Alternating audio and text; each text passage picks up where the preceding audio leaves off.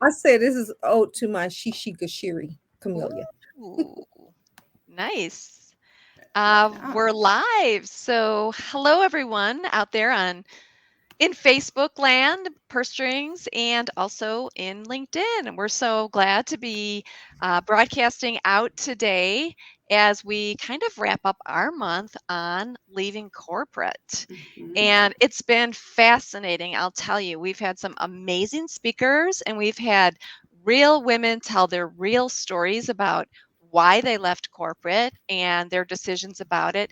And Terrell, as I was saying earlier when we were discussing before we went live, is so many women are leaving corporate. So And much. yeah, we're going to have to talk about that, why that's happening. And for those women that have want to start a family or start their own business or just are fed up, how do you leave corporate and how do you leave kind of those golden handcuffs behind?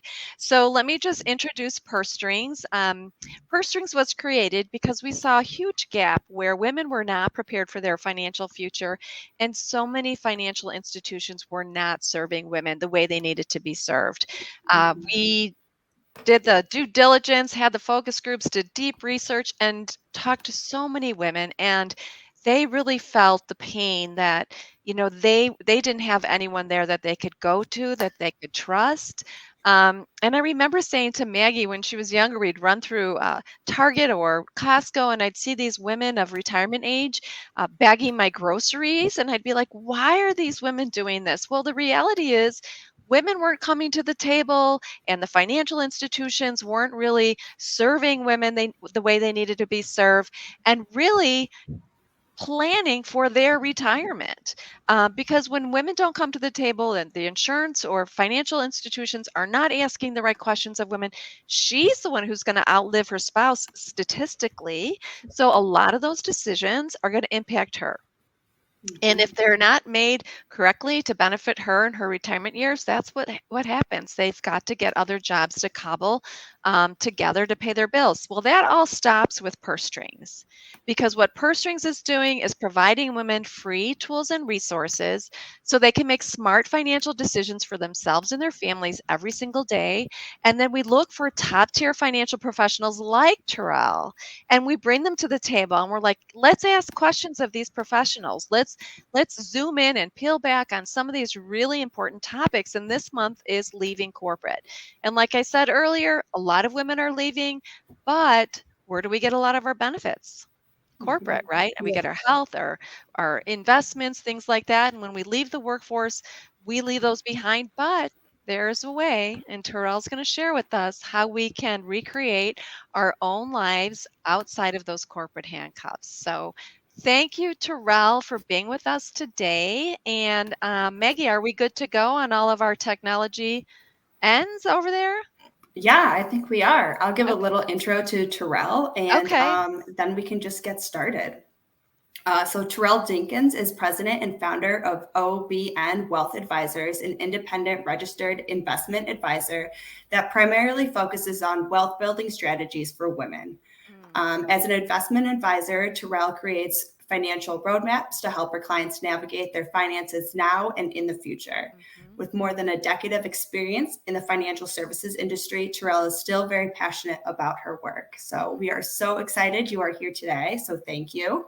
Thank you for having me, Maggie and Barbara. I'm Yeah. really excited about this topic because before I arrived and started my own firm, I did work in corporate America.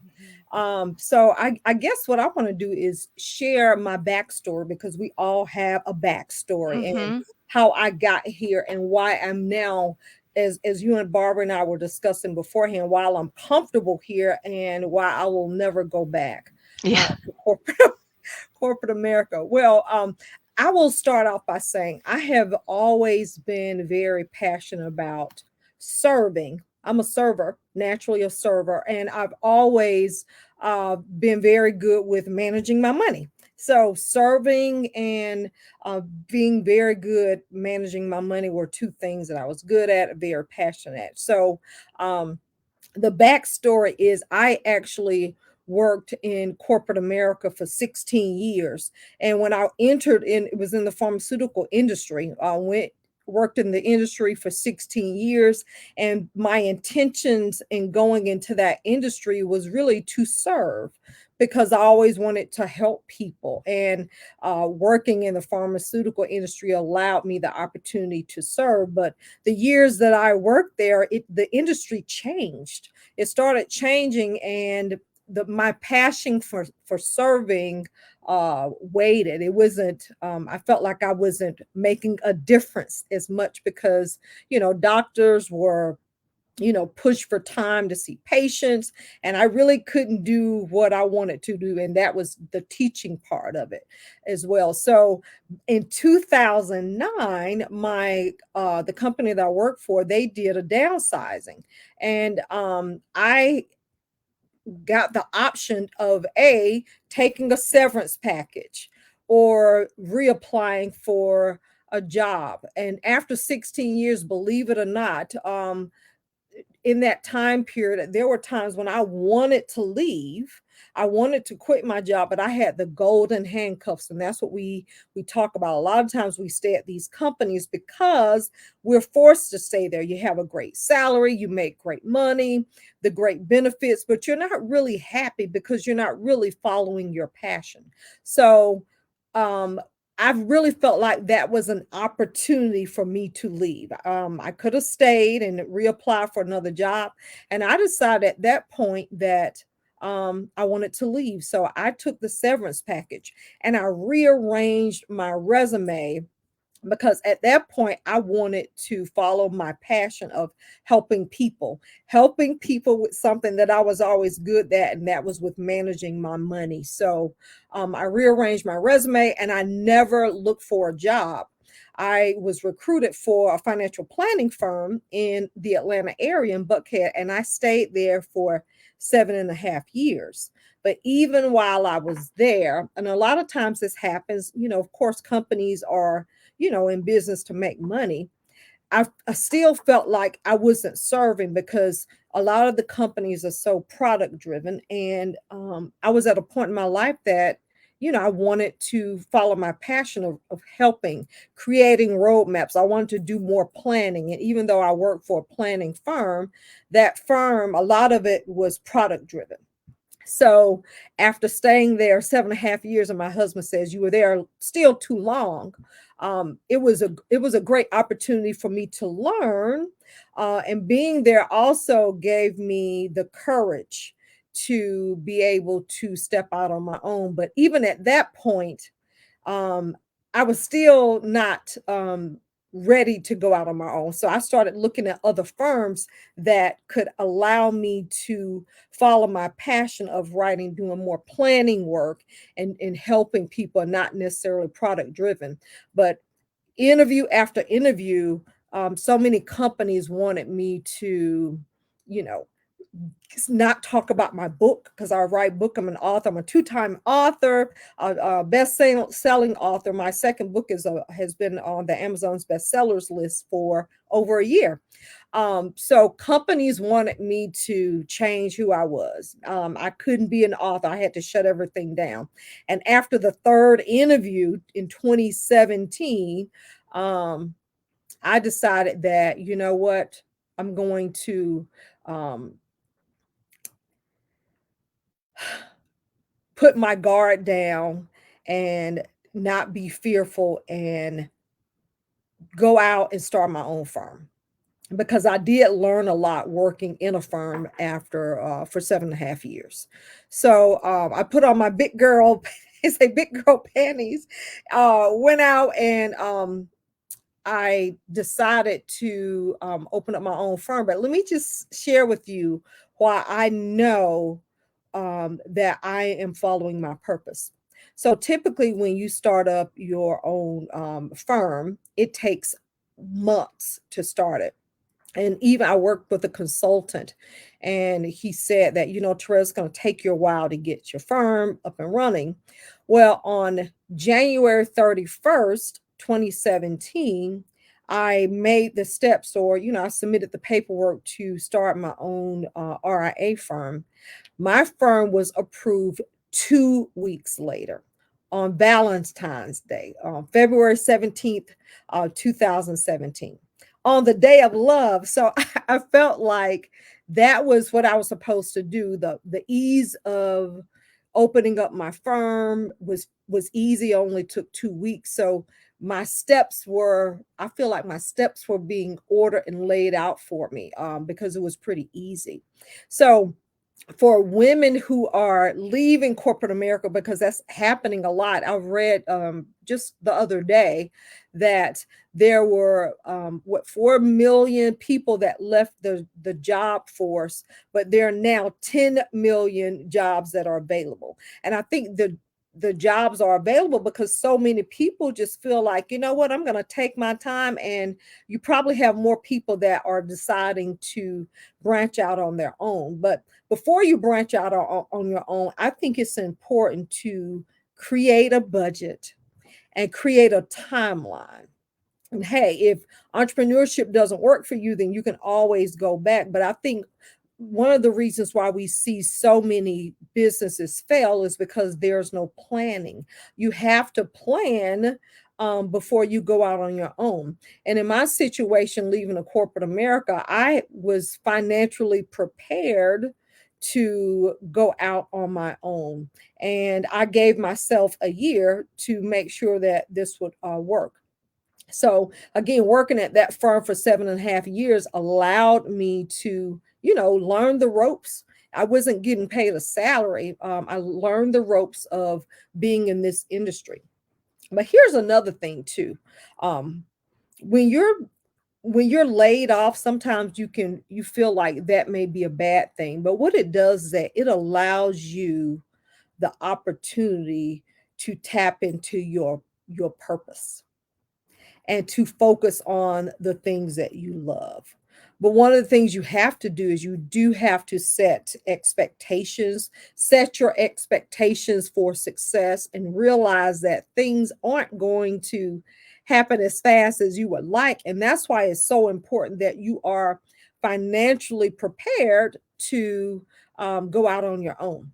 And what I mean by that, and this is one of the big mistakes that I see with a lot of small business owners, is they create a budget, but they don't create two budgets. And you have to create two budgets: a budget for your personal expenses, and you also have to create a budget for your business expenses. And even when you're starting out, you have to anticipate that you're not going to get the clients as fast as you would hope, which means that you can't add all of the services that you want to make your life easy. Well, for example, all of the marketing materials, or paying for someone to do your marketing, you may have to wait to do that. So pay for the things that will allow you to get in front of more clients, like a bookkeeper. Now, I did in the very beginning, I thought that was something that was vitally important. I know how to do my own books, but I didn't want to, because I knew that that would be a huge uh, thing, that something that was huge that would basically take away a lot of my time. So spend your money wisely, do a good budget for your business before you jump out there. And also too, make yourself visible. Maggie and Barbara are creating an opportunity for me to share my story, and hopefully the story resonates with so many women. But this is also an opportunity for me to be visible. And one of the things that I have learned on about social media in this industry is, even for your personal social media pages, is, are you projecting the life, or are you projecting the career that you want to attract? Um, are you projecting the life and the type of business that will attract the clients that you want? So, one of the suggestions I would make is check out your social media pages, even your personal social media pages, and ask yourself, will it attract clients, the clients that I would like to have in my business? Another thing too is, ask your clients not to keep you a secret. That will help you with growing your business. So the whole steps of leaving corporate America doesn't necessarily have to be a scary step if you are actually prepared. So, Barbara, you and I were talking earlier on what are some of the things that you've heard other women say about social media and Yeah. being visible. Yeah. Well, social media is everything. Like they say, if you're not on the web or you don't have, a profile out there, you're not in business. Hmm. So for women who want to leave the workforce and start a small business or start a new firm or whatever, it's all about your presence on the web. So, and different presence for different applications, right? We're different on Instagram than we are on LinkedIn. And who's your audience? So your audience is different on different platforms as well. So that's something to consider. Yeah, Absolutely. great. Let me ask you, Terrell. So Hmm. when they talk about golden handcuffs, let's just kind of break that down and explain Hmm. what that is, because some people may not have heard that term. Hmm. So how would you describe what's involved with golden handcuffs? The first thing, and you look at the first thing people think about with the golden handcuffs are benefits. Yeah. So a lot of times people will actually go to a job for the benefits. I mean, you see the older people working at Starbucks because Starbucks uh, Yeah. has great benefits and they attract people with the benefits. So those are some of the things. Company bonuses, great salaries are all things that will keep you staying in a position in a job, and I Hmm. would say a job and not a career, and because you can't afford to leave Right. because of all of the benefits. So the fringe benefits are really the golden handcuffs. And it's important to have life insurance. In my situation, my husband and I've been married for 25 years, 24 years, almost 25 years. That's Yeah. great. But it was easy for me with the benefits because I when I worked in corporate America, I covered our benefits. Hmm. Um, so we had to switch roles, that our household dynamics changed as well. Yeah. So we end up covering the benefits. But that's huge for a lot of people. They will not leave and end up being in a job where they're miserable because they don't want to walk away from the benefits. But one of the things that people can think about doing is I say hustle while you work, Hmm. is starting that business that you love while you're working, Hmm. and continue to do both of them, and to the point where your side business, the income starts to grow. Hmm. Even for women that want to, and I consider what I do more of a corporate environment, but it's my own business. So I was financially prepared with Hmm. the severance package because I knew. And of course, you end up paying yourself less too. You have to build up to those salaries. Yeah. Um, The grass is not always greener. Let's be clear, right?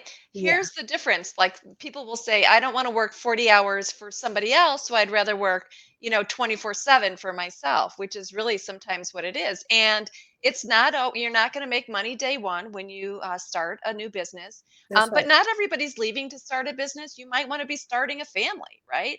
You might want to be just, taking time to write a book or whatever it might be.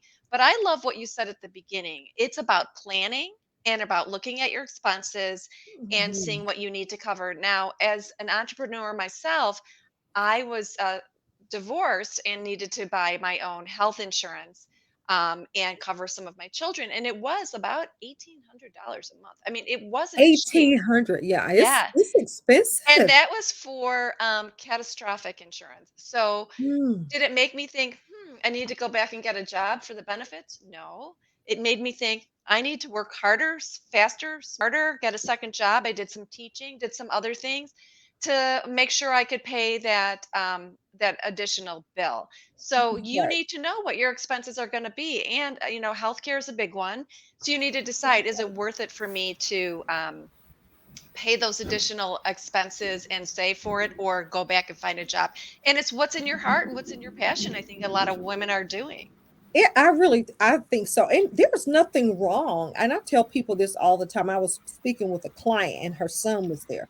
There's nothing wrong with saying, hey, give yourself a timeline. And Yeah, if it doesn't work, then there's nothing wrong with going back and taking on another job. And in your case, Barb, you get a part-time job and tell yourself this part-time job will be the job to cover my benefits while I right, work with business. right. Because that's probably, besides your mortgage or your mortgage, the health insurance is expensive. It's a big Mhm. expense. Yeah. So you need to plan for it. You need to plan for it. But there are ways to do it. So Mhm.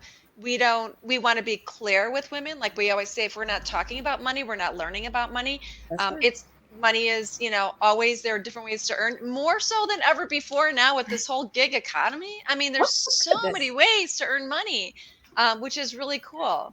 Oh no, I absolutely love what's happening right now, because now it's no longer taboo to and this is when I'm telling my age, but it's no longer taboo to have a side job, to have a No. side hustle. You work in corporate America, and I know people that, they don't keep it a secret that they have a second job, or that they're have their own business or creating their own Yeah. brand. Mhm. Yeah. But there's nothing wrong with it. But Yeah. I do think branding is important. Yeah.